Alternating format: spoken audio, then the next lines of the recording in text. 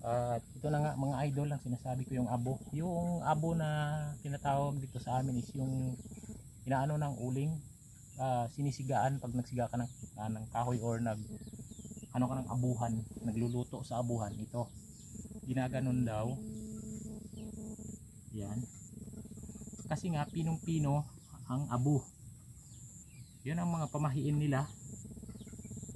Kaya susundin natin at okay lang, kasi yung abo na yun is fertilizer din naman to, dahil pag kailangan mo yan sa mga pagtatanim mo ng lalo na yung uling nito. Uling, kung gusto mong maging mataba is kailangan may uling.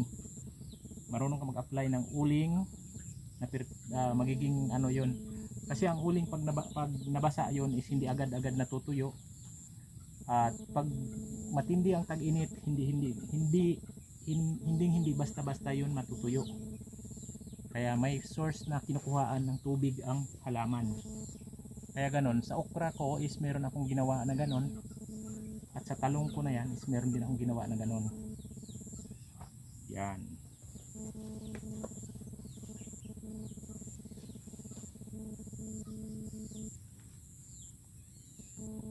Okay.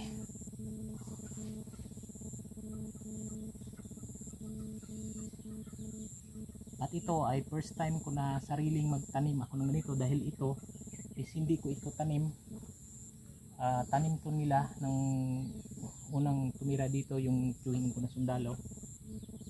Ito ang tanim nila noon ng kasama niya. At balita ko is nasa ibang bansa na daw ang kasama niya, nasa Saudi yata. Ito ang mga tanim nila. Ako na ang nag-harvest ng una, pero ngayon is wala akong na-harvest dahil binunot ko nga, at yun ang ito na ang mga panibago niya. Kaya paparamihin ko. At magsipag lang tayo dito sa probinsya para makakain tayo. Supposed to be hinihingal na ako, pero sige lang. Kailangan muna natin na tapusin ito, konti lang naman na. Tapusin na natin. Yan.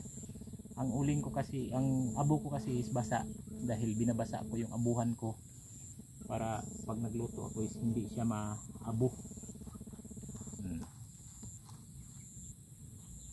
Hindi siya lumilipad kasi yung abo pag inihipan mo. Pero mostly hindi naman ako na pinapahirapan ng abuhan ko. Hindi ako na iihip ng ihip sa kanya, dahil siya, malingas yung panggatong ko. Ayan, ganyan. Pero ito ililibing ko lang ng ganito, at ito is pwede ko itong ilibing ngayon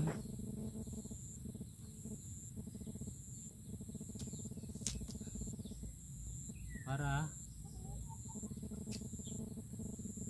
sumibol ang kanyang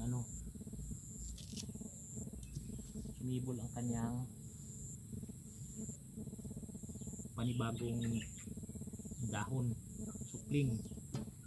supling or anuman yun. Ayan, okay, nakita na ninyo kung paano ang paghanda ng pagtanim ng gabi.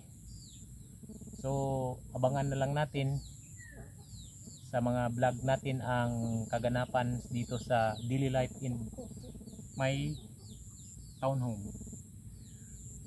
Sa daily life in my townhome, abangan nyo na lang kung ano ang mga pangyayari.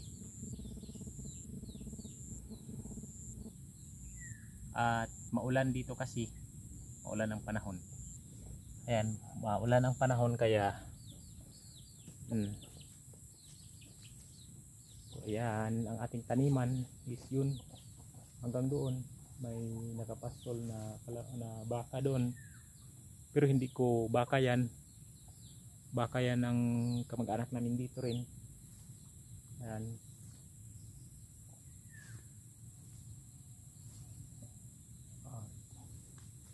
dito ko yan sila kinuha. Kung nakita ninyo dati, ayan nga, may mga tanim pa ako dyan na naiwan, kasi yan is itinanim ko na yan sila. So So dito rin natin ibabalik yan. So ito lilinisan ko rin ito kasi bangin-bangin ng konti. And then gusto ko sana yung iba is doon din padadahan-dahan, pero hindi kaya ng katawan natin na isahin lang siya na pag